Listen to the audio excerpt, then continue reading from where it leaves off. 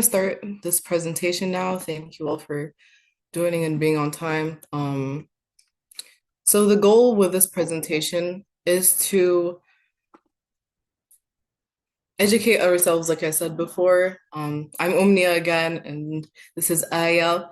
And basically, this is a rundown of everything that you need to know for your students, whether they be in middle school, whether they're still in high school or about to go to college. I recently graduated high school last year, alhamdulillah. And so, just like a warning, this isn't like we're not professionals, but we did learn a lot through like our high school career. And we thought that would be a really good idea to share our information with you guys. Um, And if you guys have questions while we're going throughout the slides, make sure to write them in the chat because we will be answering them because the time limit is very short now. Okay, so our agenda is firstly going to be talking about high school, everything you need to know. Then we're going to move on to how to prepare for college. After that, money, the magic word, everything like about money and like how to make the most of financial aid and all that. And then a Q&A if we have the time. And also feel free to reach out afterwards if there's not enough time in the Zoom. Okay, so first of all, we're gonna start with classes. So we're gonna start with on level, and this is like the standard level the average student takes these to graduate, and it's gonna be on the 4.0 scale.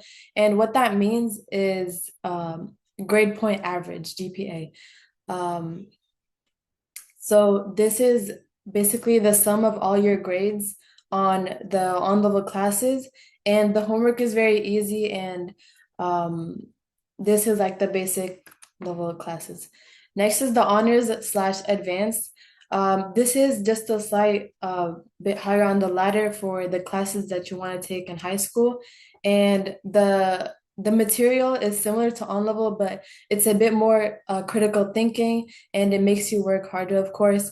And it's on the 5.0 scale, meaning the classes that you take that are advanced or honors, they are going to be weighted, which is also beneficial later on when you're applying to college, of course. Next is dual credit. This is also 5.0, but the difference between this is honors or advanced classes is that it's structured as college courses. So not every day are you going to go to this class. Since the teachers that teach the dual credit classes, they come from the colleges themselves and teach in the high school. Um, of course, this is only offered for juniors and seniors, but the SAT or TSI is required. You're supposed to have a specific score or higher for you to be able to have dual credit classes. Next is AP. This is the 6.0 GPA, and a lot of people take these classes, and it's very rigorous. So it's very hard, and but also it's very rewarding in the end because of the AP testing at the end of the year. And it's very structured, and that means you can memorize and then test, memorize, test. It's all throughout that through the whole year. It's very easy to study for because there's lots of resources online. But the difference between this and IB is that there you go. The IB, it's like there's not a lot of resources for it online. Um, but also IB, it's on the 6.0 GPA scale. Not all the schools have the IB program. Me and Omniya took the IB program. I'm going to my second year and I'm graduating next year, inshallah. And it starts junior and senior year, so a 2-year program. It also includes many volunteer networking opportunities, which is very beneficial. Of course, me and Omniya are very benefited from that aspect. And usually the highest ranking kids take the IB course. Okay, so moving on to GPA and rank. So I was talking a bit about GPA grade point average and how that is basically the average of how well you do in all of your classes and how hard those classes were. So the higher your GPA is, the higher your rank is, basically. So grade point average, unweighted and weighted. So weighted, it goes all the way to 6.0, but on this presentation here, you can see that there's like a letter grade, percent grade, and a GPA scale. like how to convert those between the three. But the unweighted, like if you were just to take all normal level classes, no hard classes, no dual, AP, or IB, the highest GPA you can get, which is weighted, would be a 4.0. Um, so it starts in ninth grade. This is really important to know. It starts very early from ninth grade and is calculated all the way to 12th grade. So if one year, like say something happens in the family or you're not really like locked in and studying, that can affect your whole GPA. It's really hard to change when you're like in junior or senior year. So it's weighted. The weighted ones, like I said, they're how well you do in the class, like if you get 100s or like that in your classes, and how difficult the class was. So if you take easy classes and you get 100 in all of them, that's not that good because colleges want to see that you're challenging yourselves with hard coursework. And rank. So a lot of people talk about rank, which is like, say if there's 100 people in my class, what rank am I? Maybe I'm the top 10, top 100 or whatever. But in reality, it's not super important. It would only be good to be above certain ranks. Like if you're in the top 5%, for example, in Texas, you get automatic admission to UT Austin, which is a pretty good school. And if you're the top 10% in your class, there's a lot of scholarship opportunities for that. But other than that, it's not very important. Um, and it may like cause a lot of unnecessary competition and comparisons. While we were in high school, a lot of kids were like, "Hey, what rank are you at?" whenever the rank would upload, but it's not very necessary and it can be detrimental.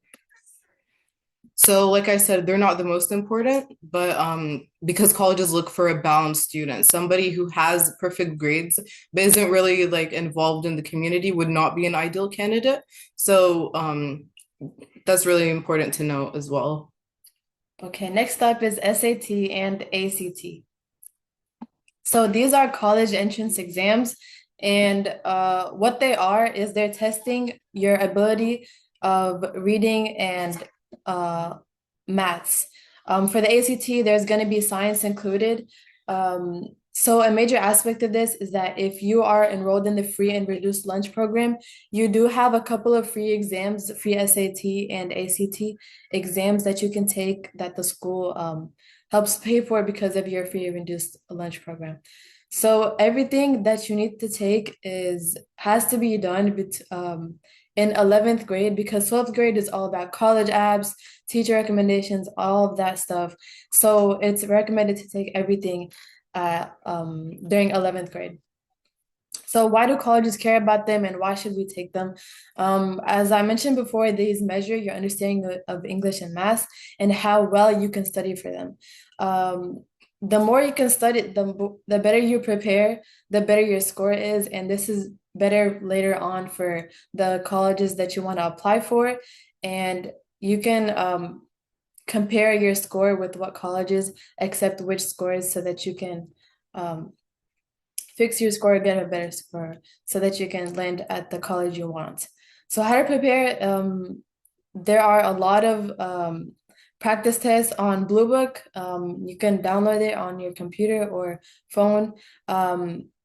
And it's fairly easy because there's a lot of YouTubers online that you can follow, but it's recommended to choose only a couple of resources so that you don't get very like different perspectives on how to study. Also, consistency over volume. Practice a bit every other day or every day, or take a practice test every week to see how your score is getting better. Also, Desmos calculator is a very important tool because of its importance in the math section, and also 3 to 6 months of practice before the exam are needed, and what the scores mean. SAT around 1200 or below, that's a below average score, and higher than that is competitive for Ivy Leagues, higher than 1500, that's for Ivy Leagues. ACT 21 to 27, that's good. Below that, that's below average, and then above is competitive in Ivy Leagues. Of course, higher score is always better to have. Okay, so now moving on to how to create a good college list. There's a lot of colleges, especially here in Texas. And so making that list and preparing beforehand is very good. And you can start doing this really early on. For me, it was harder to prepare my college list because I didn't know what major I wanted to do, but it all worked out in the end because of these tips that I'm going to share with you. Okay, so there are three different types of colleges. There's safety, reach, and match. If you see here on this chart, a reach school is you're probably not gonna get in, but it's like it's a really difficult school to get into. A match school is it's matched with your level, so you're most likely to get in. And then a safety is like you're obviously gonna get in. So having a mix of these three different like levels on your list for college applications is very important. So if you don't make it to one of your reach schools that like is your goal, you at least have some match schools that you can lean on for support and safety. So this is just an Can you example. share your screen, please? My screen. Wait, I let me think I'm check. sharing. I am sharing. Okay, let me see. Were y'all able to see the screen beforehand or no? No, the screen was not shared at all since the beginning. No. Goodness, I am so sorry. This is my first time. I'm so sorry. I It's thought it was okay. shared. Yeah, it's okay. Okay, okay, let's do this.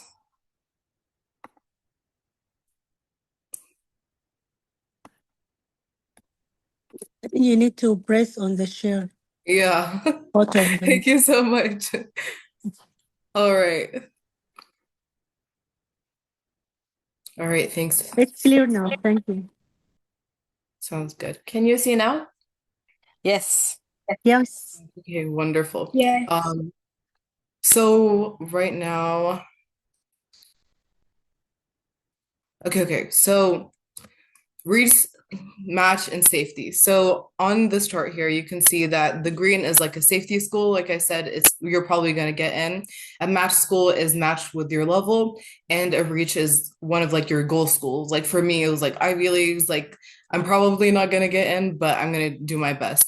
And so, for example, if I were to take an SAT score, if my SAT score was a 1200, and I Googled SAT score percentiles for Texas State University, and if the 25th percentile, which would be like 25th percentile is 990, and the 75th percentile is about 1180. So my score was more than 1180. So it's better than that score, which is like 75th percentile, which is the majority of students. So that would make Texas State University a safety school for me. And so a good rule of thumb to have when making a college list is to have two safety schools, four match schools, and two reach. Um, it depends on how much you want to do, but it would the more like research you make would refine that list and lower the numbers down. And so you can put quality time into each application. So some things to consider when thinking about colleges. Here I have a link for different information about different universities, and it's really useful. So how realistic is it? Reach match safety, what majors they have or what programs, how big it is. For me, I liked a smaller school, so that's the one I applied, the ones I applied to. Some people like really big in public schools. What the cost of attendance is. So if you look on college, a lot of people say to search what the tuition is, but that doesn't take into account a lot of other things like housing, what their average financial aid is, and other factors. So when you're looking at how much it would be like the cost for that college, make sure to search up cost of attendance. Also, the location it is if you like to go in state and out of state. I know that a lot of people say out of state is more expensive, but it can be the same for private universities. For public universities, out of state has a lot of fees. So if you wanted to do out of state, you should like apply for private universities out of state. What the weather is like if you're going to be driving to school, and like what the general vibe or culture of that college is. And these are some helpful resources that you can use while making that college list. Big Future by College Board is really useful. Niche and Common App as well. And talking to the school counselor was really helpful for me. And also the schools that you're a student or that you go to. most likely have like college fairs where you can go to different schools and talk to them, and they would have like these flyers that you can see. You can also talk to current students and other things as well. Okay, now we're going to talk about how to apply to the colleges that you want to go to. First of all, know what they're looking for so that you can compare your statistics, for example, SAT, GPA, all your statistics, and compare that to the college that you want to go to. And consider things like class rigor, community involvement, leadership, SAT scores. So, for example, if the college that you want to go to, it like highlights community involvement, you would want to like do something in your community so that you can fit better into what that college is looking for. Of course, these differ from each college to another. There's different types of applications for college: early action, early decision, regular decision, and rolling admission. Early action is the ones that you can use this type of application to the colleges that you are certain that you want to go to, and there's no obligation. So if you apply and you get accepted, and you apply to a different school and you get accepted, you don't have to go to that one school and like go to it for 100% for sure, for sure. Um, there's early decision, and this one, when it's so if you apply to early decision for a college, that means if you get accepted, you're 100% going to that school, and it's recommended to only apply to one college. That could be a reach so that you don't want to like, I don't know, just just don't do that. Regular decision. A lot of people apply through this route, and it's the most common. Rolling admission is it's like a first come first serve. So apply early so that you don't get caught up in May when you have to pick the college that you want to go to, and you can see their financial aid earlier when you apply early. Personal statement is not the only thing that colleges look for, of course, and you want to highlight your personality, values, and goals. And this takes a lot of time. And as I mentioned before, you want to get everything done during 11th grade. But a lot of people start this or finish this in their summer before going to their senior year. And also consider how you write what you're talking about instead of what you write about. So it doesn't have to be all about challenges, but if you talk about challenges, make sure you highlight the growth and development you had because of those challenges. And of course, College Guy YouTube channel is a good resource for brainstorming. Smaller essays, use brainstorming videos, and the key for these smaller essays is to write interchangeable essays, work smarter, not harder. So what this means is if one college is asking, what's your community involvement, and another college is asking about leadership skills, you want to write one essay that describes both of these, and you can apply to those two colleges using the same exact essay. Or of course, you can tweak the essay to highlight what the college is looking for. Make sure to write these earlier on because they take more time than expected. Yeah, so as Aya explained really well, all these different essays are part of Common App, which is the website. So when you're applying to colleges, there's some different like platforms you can use, like Common App or Apply Texas, but Common App is the most common one. Common App is the most common one because it's really easy to use, and you can write one personal statement, which is a long essay that you would have to submit for each college, and then maybe each college has a different set of like shorter essays, basically. So now we're going to move on to FAFSA. This is really important, so I'm going to try doing my best to explain it. So FAFSA is a free application for federal student aid. This includes grants, which is like free money, loans, subsidized and unsubsidized, which is how long you can take to pay the money back, and work study jobs that the student can do on campus. So the FAFSA is based on family income, so less income would equate to more money. It must be filled out every year, even while in college, and it does take a bit of time to do it. So that's why I recommend doing it early on.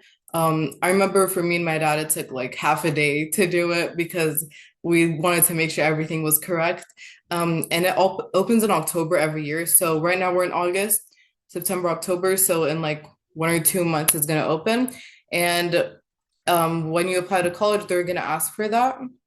So, how to make the most of the federal student application for student aid. So, you have to use correct info. So, when you're sitting down and you're filling it out, have like your taxes, everything like pulled out, and make sure you're putting in the correct numbers because if it's incorrect, like a lot of people say, oh, just put like less numbers than we actually have to get more money. It doesn't work that well because they're going to make you redo it or it can cause a problem in the future. So make sure you're using the correct info the first time to be ready to go. And each different college has a different deadline for FAFSA. So make sure to do FAFSA early on so you don't have to worry about that.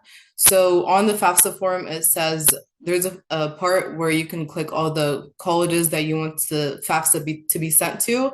And that way, that college, if you get accepted to it, they can give you a financial aid package, which includes how much money that college is going to be giving to you. So yes, there's renews every year. So right now I'm going to college. I'm going to have to fill out the FAFSA next year as well. And if you have any questions about this, ask for help. There's a lot of FAFSA events, a lot of people who know a lot more about than me, and they can definitely give you some good tips and advice. And so y'all have probably heard about this. Trump wants to get rid of the Department of Education.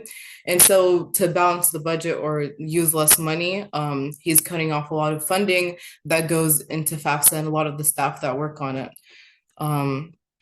Okay, so we're gonna speed this up the rest of the presentation because there's a time limit. But so basically, because of the future of FAFSA, there's going to be less money going around.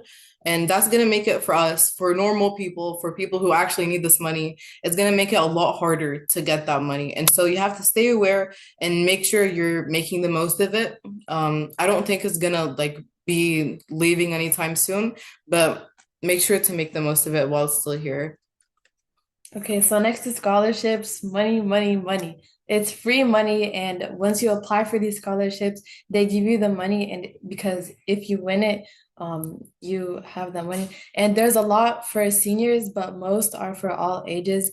Even kids, even people in eighth grade, ninth grade, whatever age, apply for these scholarships because the money is very needed for college. There's a school's online counseling page that has more info about that, and you can apply to any amount of applications or scholarships you want.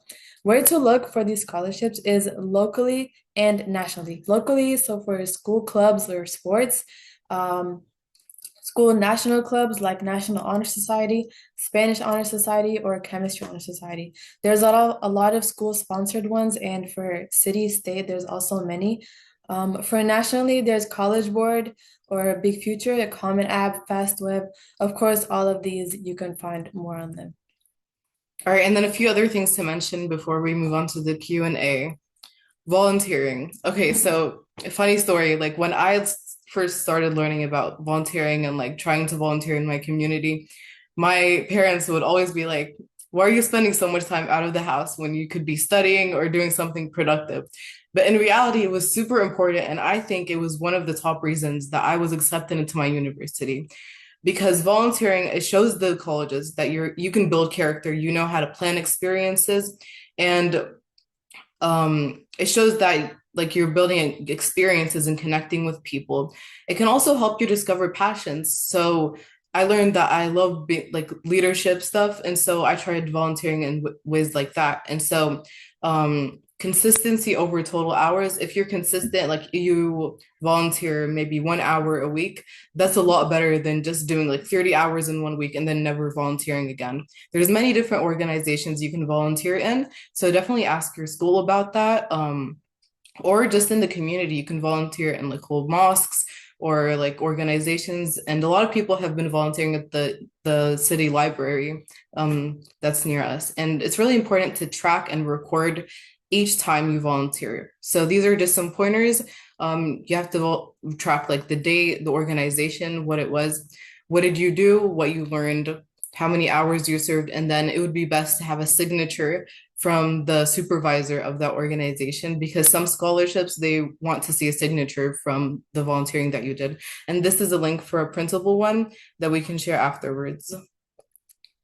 Okay, extracurriculars. Similar to volunteering, extracurriculars is anything you do outside of school. So, why this is important for colleges is because they want to see that you're doing well inside school with academics and also outside of school. So, extracurriculars that can include volunteering, which is helping people out for free. It can also include these four tiers of things that I listed here. So, tier one is like the best type of extracurriculars to have, and tier four is like very basic. So starting from the basic one, it's just like being part of clubs, joining clubs, just going to volunteering from time to time. You know, it's very basic and easy. So that's okay. So tier three is smaller roles of recognition if you're like an officer in a club and you help run it. Then tier two would be like bigger achievements. If you're the president of something, you like created an event, you hosted something. That's a lot better because it shows like leadership skills and you're willing to take initiative. And you don't wait for like an opportunity to come to you, you create the opportunity for yourself. And then tier one is national. So anything national, if you're really good at a sport, if you're really good at a specific like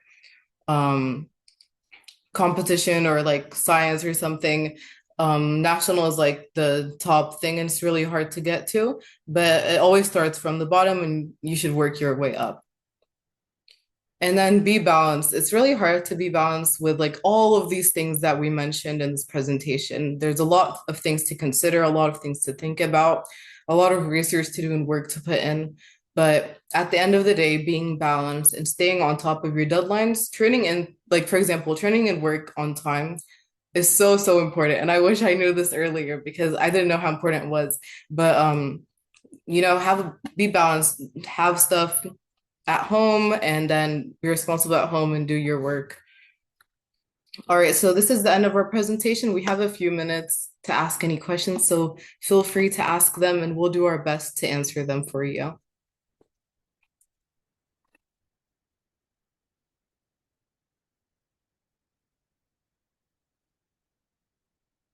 If y'all are able to, can you like unmute and then ask those questions?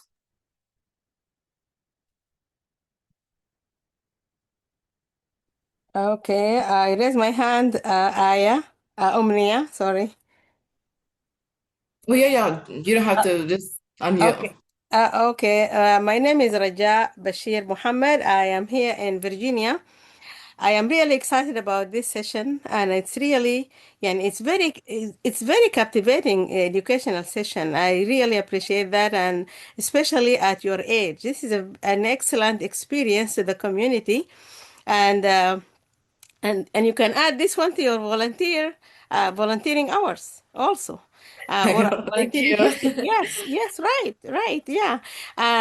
The most important thing that I wanna add to your session is every single family who join here or who didn't hear about this or have children in middle school or high schoolers. The main point that they are thinking about is the money, even the copay that they have to do every year, or the part of the money that they have to do for their students or their children when they join the university. I recently joined a company that helps. You can open an account for your child, who whatever the age of the child before 18 years old, to have an account, and that account it's like an investment account. It starts from 2 weeks old. So the child at 2 weeks old has they're gonna give him a social security. Once he was born or she was born and has a social security number, you can apply for this program. Even if you put for your child $100 or $200 a month, and then this will this plan will be towards $1 million when he or she is 18 years old. So around that time, you don't have to worry about any money for education, for a car, to buy a house, for his future. It's like a legacy. Thank you all for Thank joining. We'll be you. recording this sending this recording in English, and we'll also record one in Arabic as well. Thank you so much.